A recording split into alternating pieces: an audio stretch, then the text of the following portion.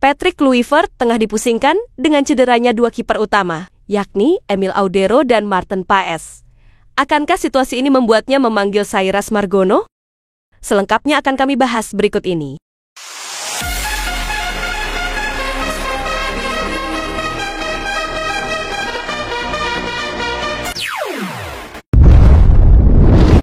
Emil Audero diketahui cedera otot betis saat pemanasan jelang laga Como 1907 versus Cremonese di Liga Italia. Ia pun belum tentu turun di laga Inter Milan versus Cremonese akhir pekan ini, sedangkan Paes masih bergelut dengan cedera hamstring sejak Juli tahun 2025. Ia absen memperkuat FC Dallas dalam beberapa bulan terakhir.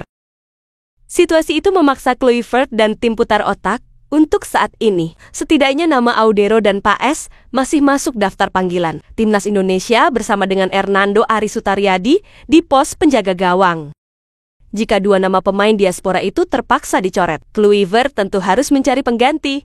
Nama Cyrus Margono pun mengemuka. Sejak resmi menjadi WNI pada 2024, kiper berusia 23 tahun itu belum pernah memperkuat Timnas Indonesia. Cyrus saat ini diketahui bermain untuk KF Duka Gini di Liga Kosovo. Sejak bergabung pada Februari tahun 2025, kiper berpostur 191 cm itu sudah tampil sebanyak 20 kali di semua kompetisi. Catatannya cukup impresif dengan 18 kali kemasukan dan 7 clean sheet. Musim ini, Cyrus baru turun 2 kali dari 7 pertandingan yang dilakoni KF Duka Gini. Di Liga Kosovo 2025/26, ia kebobolan sekali dan sekali mencatatkan nirbobol. Melihat calon lawan yakni Timnas Arab Saudi dan Timnas Irak yang kadang memanfaatkan duel udara, Cyrus bisa jadi opsi. Setidaknya, pemain satu ini layak jadi pelapis untuk Hernando dan mungkin Audero. Bila tidak memanggil Cyrus, Kluivert bisa memasukkan sejumlah nama dari Super League. Beberapa pemain cukup menonjol musim ini, seperti Nadio Argawinata dan Cahya Supriyadi. Timnas Indonesia bisa lolos ke Piala Dunia 2026 dengan bantuan Arab Saudi.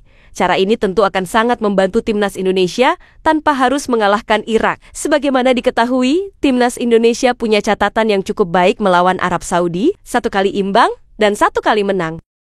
Sementara saat melawan Irak, Timnas Indonesia masih belum bisa mencatat kemenangan dalam beberapa pertandingan terakhirnya. Oleh karena itu, peluang Timnas Indonesia untuk menang melawan Arab Saudi menjadi lebih tinggi dibanding melawan Irak.